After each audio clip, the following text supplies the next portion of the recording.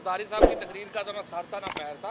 मुज़ाकरात करने के लिए हम पहले ही कह चुके हैं, इलेक्शन के फ्रेमवर्क के ऊपर बात करें, हमारे साथ बैठे इलेक्शन के फ्रेमवर्क पे बात करें। लेकिन जाहिर है कि इसके लिए इन्विटेशन जो है वो प्राइम मिनिस्टर ने देना है और हम अपना वफद बना देंगे, वो जाके बात करने के लिए हम तैयार हैं। हाँ साहब आए, तो ये तो हमारी मर्जी है ना, कौन जाए कौन ना जाए, हमें तो ना बताएं किसने आना है। पूरा पाकिस्तान इस खौफ का जो चादर है वो उतार चुका है और एक दिलेरी और बहादुरी से इंशाअल्लाह इस जद्दोजहद में शामिल है।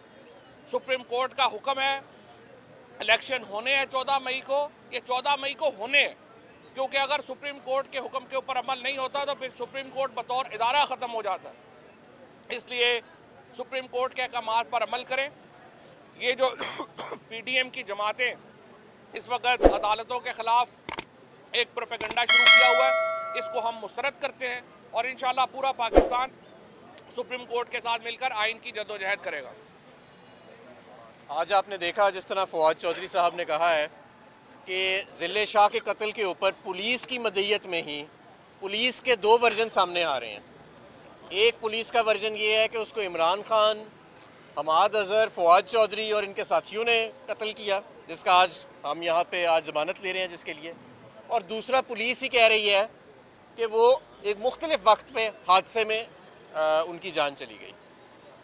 तो जब ऊपर से प्रेशर आता है तो ऐसी ऊटपटांग किस्म की डिस्क्रेपेंसीज जो हैं वो सामने आ जाती हैं।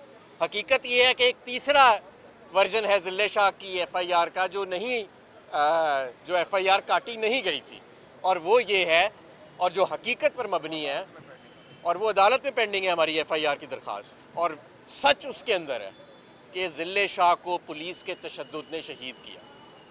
तो ये जो बहरहाल आज क्रिमिनल जस्टिस सिस्टम का मजाक उड़ा है कि पुलिस की मदईयत में ही दो वर्जन सामने आ गए हैं और पुलिस प्रेशर के अंदर तो बताते भी नहीं है कि बता भी देते हैं अकेले में कि प्रेशर कहां से आ रहा है, और कि हाथ पैर उनके फूले हुए हैं कि हम क्या कहें। एक अदालत में हम कह रहे हैं वो हादसे में फौत हुआ, दूसरे में कह रहे हैं कि उसे इमरान खान ने कत्ल किया और उसके साथियों ने कत्ल किया। अजहर सदीक के घर के ऊपर पेट्रोल बम फेंका गया, जाहिर है कि ये इशारा दिया गया हरासा करने का, उनको एक तरह की धमकी दी गई। तो ये हम धमकियों में आने वाले नहीं हैं और अजहर सदीक को हम जानते हैं, वो भी धमकियों में आने वाला नहीं है। दूसरा, पाकिस्तान बार काउंसिल के चंद मुख्तसर वकला, उनकी तरफ से एक कॉल आई, वो भी ऊपर प्रेशर के तहत उन्होंने कॉल दी, लेकिन जब आप आवाम की हमायत में और आवाम के साथ नहीं खड़े होते तो फिर इस तरह मुंह काला कराना पड़ता है जैसे आज कराना पड़ा कि सारी अदालतें खुली हैं और जो वकील वैसे कभी कभी छुट्टी कर लेते थे रमजान का करके, वो भी आज पेश हुए हैं इनको ये बताने के लिए कि ये कौम और उसके वकला इस कौम के आइन, कानून, अवाम, चीफ जस्टिस और इंसाफ के साथ खड़े हैं। बहुत शुक्रिया।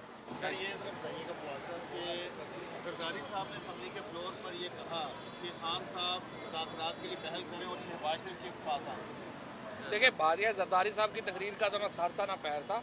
मुज़ाकरात करने के लिए हम पहले ही कह चुके हैं, इलेक्शन के फ्रेमवर्क के ऊपर बात करें, हमारे साथ बैठे इलेक्शन के फ्रेमवर्क पे बात करें। लेकिन जाहिर है कि इसके लिए इन्विटेशन जो है वो प्राइम मिनिस्टर ने देना है और हम अपना वफद बना देंगे, वो जाके बात करने के लिए हम तैयार हैं। खान साहब आए, तो ये तो हमारी मर्जी है ना, कौन जाए कौन ना जाए, हमें तो ना बताएं किसने आना है।